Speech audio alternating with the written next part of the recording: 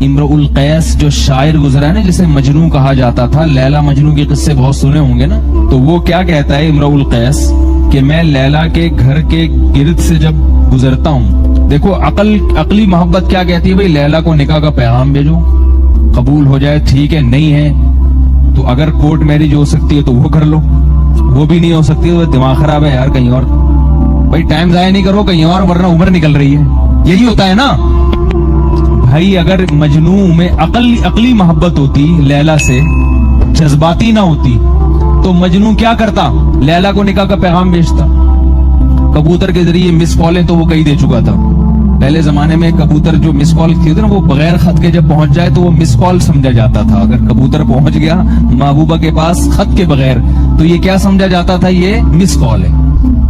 کئی مس کالیں بھی دی, کئی خطوط بھی بھیجے, بھائی مان گئی ٹھیک ہے, ابا کو بھی سمجھا لیا, کورٹ میرج کی کوشش بھی کر لی, نہیں ہو رہی, چھوڑا یار عمر نکل رہی ہے کہیں اور کرو. ایسا ہی کرتا نا مجنوں. مجنوں نے ایسا نہیں کیا. مجنوں کیا کہہ رہا ہے, یار لیلا تو مل نہیں رہی, تو اب میں کیا کرتا ہوں, امر من الدیاری دیاری لیلا, لیلا کے در و دیوار کے گرد چکر لگاتا رہتا ہوں, حالانکہ ملنے والا کچھ بھی نہیں ہے وہاں. پہلے زمانے میں ایسا نہیں ہوتا تھا کہ وہ باہر بھی آئے. پہلے زمانے میں تو آپ گیٹ کے اندر رہیں اور ہم گیٹ سے باہر رہیں گے. حیا تھی نا, پردہ تھا. تو کہہ رہا ہے کہ میں لیلا تو نظر آ نہیں رہی, تو در و دیوار تو نظر آ رہے ہیں نا لیلا کے. امر من الدیاری دیاری لیلا, لیلا کے در و دیوار کے گرد میں گھوم رہا ہوں. اقبل ذل جدارا و ذل جدارا, کبھی اس دیوار کو چومتا ہوں, کبھی اس دیوار کو چومتا ہوں. وما حب الدیار شغفن قلبی, لوگوں ایسا پاگل نہیں ہوں کہ دیواروں سے محبت کر رہا ہوں. کیونکہ لوگ پوچھتے ہیں تو اینٹوں سے محبت کر رہا ہے, سیمنٹ بجری سے, تو دیوار کو چوم رہا ہے, کبھی اس دیوار کو چوم رہا ہے, کبھی اس دیوار کو, اور ایسے ایسے گولے گھوم رہے ہیں, تو پاگل ہے, تو اینٹوں سے محبت کر رہا ہے. کہہ رہا ہے اتنا پاگل نہیں ہوں کہ اینٹوں سے محبت ہو.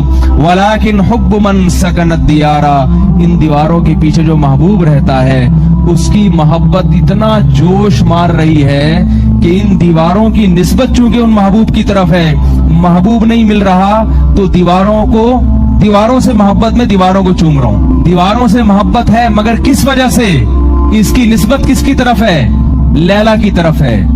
تو جب اس کی کوئی عقلی لاجک ہے تبھی تو لوگ پاگل کہتے تھے مجنوں کو, بلکہ مجنوں کا تو مطلب ہی پاگل ہو گیا, سٹیا گیا, ابھی دیواروں سے چوم رہا ہے. لیکن جس کو اتنی محبت لیلا سے ہو گئی کہ وہ دیواروں کو چوم رہا ہے, اس لیے کہ اس کی نسبت کس کی طرف ہے, لیلا کی طرف, تو وہ لیلا کے کبھی حکم عدولی کرے گا. اللہ کہتے ہیں کہ میں نظر نہیں آتا مگر میرا ایک گھر ہے جس کو میرا گھر کہا جاتا ہے, اس میں نہ صوفے ہیں نہ ایئر کنڈیشن ہے, اس میں سعودی عرب نے سونے کا دروازہ لگا دیا, ورنہ وہ تو بیچارہ لکڑی کا ٹوٹا پھوٹا دروازہ تھا بیت اللہ کا, اور عام سیمنٹ اور گارے کی بنی ہوئی اینٹیں تھی, کچھ بھی نہیں ہے, ایک چار دیواری ہے, کچھ بھی نہیں ہے. لیکن اللہ نے کہا یہ کس کا گھر ہے, بولو بھائی, اللہ نے کیا کہا, میرا گھر ہے. ہمارے گھر ہوتے ہیں ہزار گز کے, بادشاہوں کے گھر ہوتے ہیں 2,000 گز کے, اس میں سونے کی اینٹیں لگی ہوئی ہوتی ہیں اور سوئمنگ پول ہوتے ہیں, اس میں کیا کیا ہوتا ہے. اللہ نے کہا کہ میرا گھر ہے جس میں نہ کوئی سونے کی اینٹیں ہیں, نہ اس میں کوئی سوئمنگ پول ہے, نہ اس میں صوفے ہیں, نہ اس میں کچن ہے, کچھ بھی نہیں ہے. یہ چار دیواری ہے, یہ کس کا گھر ہے, میرا گھر, اور اسے بنانے والا میرا خلیل ہے, یہ میرا گھر ہے. اللہ نظر نہیں آتا, اللہ کا گھر ہمیں نظر آتا ہے. اللہ نے کہا اپنے دل میں عشق اور محبت کی چنگاری اگر پیدا کرنی ہے, عشق اور محبت کی آگ بھڑکانی ہے, تو لاکھوں روپے خرچ کر کے آؤ اور اس گھر کے گرد چکر لگاؤ اور اس کی دیواروں کو چومو. ہم بھی بیت اللہ کی دیواروں کو چومتے ہیں, حجر اسود کا بوسہ لیتے ہیں. غیر مسلم سمجھتا ہے یہ پاگل ہو گئے, ان کی ایک مذہبی رسم ہے. مذہبی رسم نہیں ہے بھائی. اس گھر کی نسبت اگر خالق کائنات کی طرف نہ ہوتی, اس گھر کی ویلیو ہماری نظر میں 4 آنے کے برابر بھی نہ ہوتی. اس سے اچھے گھر تو ہم اپنے گھروں میں چھوڑ کے جاتے ہیں.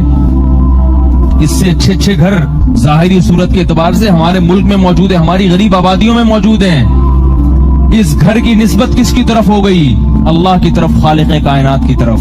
تو حج کیا ہے, آپ کو دیوانہ بنانے کا ایک پروسیس ہے کہ اپنے اندر جذباتی محبت پیدا کرو, جذباتی. لہذا جو لوگ زیادہ جو ہے نا وہ اپنے ایک مخصوص لباس میں گھومتے پھرتے ہیں اور ان کو جو ہے نا وہ ہر وقت اپنی ایک پرسنالٹی کا خیال رکھتے ہیں, ان کو حج کرتے ہوئے بڑی شرم آتی ہے. وہ کہتے ہیں یہ دو چادریں کیسے. احرام میں آپ کو پتا ہے کہ جب طواف کرتے ہیں پہلا, اس میں بازو ننگا رکھنا پڑتا ہے, بازو ننگا رکھنا. مرد کو سر ڈھانپنے کی اجازت نہیں ہے, کیونکہ عام حالات میں مرد سر ڈھانپ کے چلتے ہیں. تو آپ کو دیوانہ بنایا جا رہا ہے, دیوانہ. کنکریاں ماری جا رہی ہیں, کنکریاں صرف ابراہیم علیہ السلام کی یاد تازہ کرنے کے لیے. کنکری وہاں کوئی شیطان تھوڑی ہے. بعض لوگ سمجھتے ہیں وہ جو کھڑا ہوا ہے نا سیمنٹ کا وہ شیطان ہے, تبھی لوگ انڈے بھی مار رہے ہیں, بعض جوتے بھی مار رہے ہیں. وہ شیطان نہیں ہے, شیطان تو وہاں سے چلا گیا. وہ تو صرف ایک نشانی ہے جو بعد میں سعودی حکومت نے لگائی ہے. نشانی ہے کہ بھئی یہاں آیا تھا, یہاں ابراہیم نے مارا تھا. اب نہیں ہے لیکن مارو تم, کیونکہ ابراہیم علیہ السلام جو کچھ کر رہے تھے اس موقع پر وہ بھی دیوانگی تھی. ورنہ اپنے بیٹے کو ذبح کرنے کے لیے لٹانا عقل کہتی ہے. کوئی محبوب آپ سے کہے بیٹے کو ذبح کرو, آپ کرو گے؟ بولے گے بھائی محبت اپنی جگہ, بیٹا بیٹا ذبح نہیں کروں گا میں. مجھ سے کسی نے سوال پوچھا کہ یہ جو ہم قربانی کے دن جانور اتنے کاٹتے ہیں اس کی کیا لاجک ہے؟ اتنے پیسے کسی غریب کو دے دیتے تو اچھا نہیں تھا؟ اتنی موٹی موٹی گائے لا کے کروڑوں روپے اڑا دیتے ہم ہوا میں, کیا حکمت ہے اس کی؟ میں نے کہا یہ سنت ہے ابراہیم علیہ السلام کی. ابراہیم نے اپنے بیٹے کو ذبح کیا تھا, تو ہمیں حکم دیا جا رہا ہے تم کس کو ذبح کرو؟ جانور. ابراہیم علیہ السلام نے جو بیٹا ذبح کرنے کے لیے لٹایا اس کی کوئی حکمت تھی ہے بھائی؟